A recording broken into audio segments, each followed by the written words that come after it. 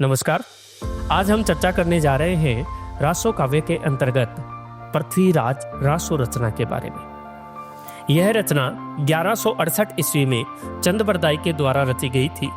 आचार्य रामचंद्र शुक्ल के अनुसार देखा जाए तो ये हिंदी साहित्य का सर्वप्रथम महाकाव्य और चंदबरदाई हिंदी साहित्य के सर्वप्रथम महाकवि माने जाते हैं। चंदबरदाई के द्वारा पृथ्वीराज रासो रचना में कुल 16,306 पद लिखे गए हैं, जिसका विभाजन इन्होंने गुणोत्तर समयों में किया है। इस रचना में चंदबरदाई ने 68 प्रकार के छंदों का प्रयोग किया, जिसमें छप्पय छंद की प्रधानता देखने को मिलती है।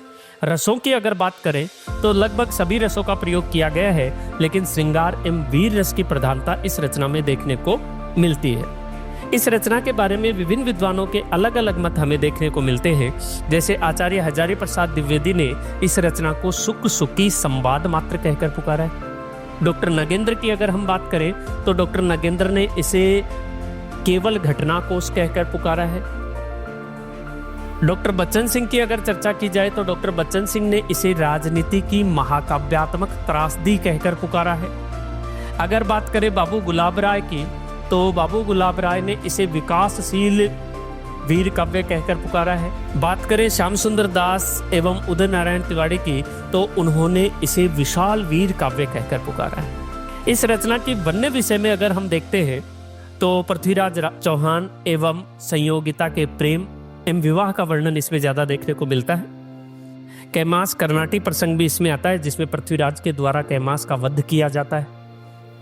इस रचना की सर्वप्रथम जानकारी कर्नल जेम्स टोड द्वारा रचित annals and antiquities of Rajasthan रचना में देखने को मिलती है।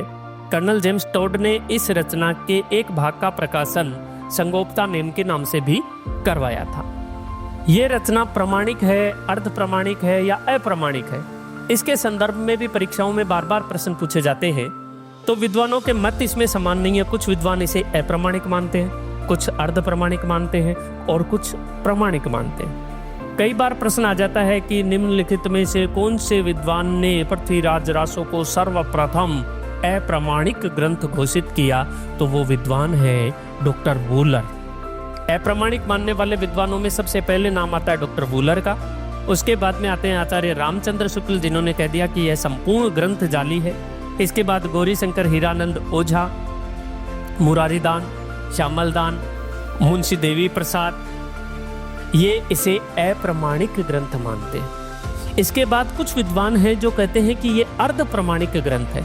अर्ध प्रमाणिक ग्रंथ मानने वाले विद्वानों में आचार्य हजारी प्रसाद द्विवेदी, सुनीति कुमार चटर्जी, इसके बाद आ जाते हैं अगरचंद नाहटा और मुनिजी विजय। ये चार विद्वान हैं जिन्होंने इसे अर्ध प्रमाणिक माना है।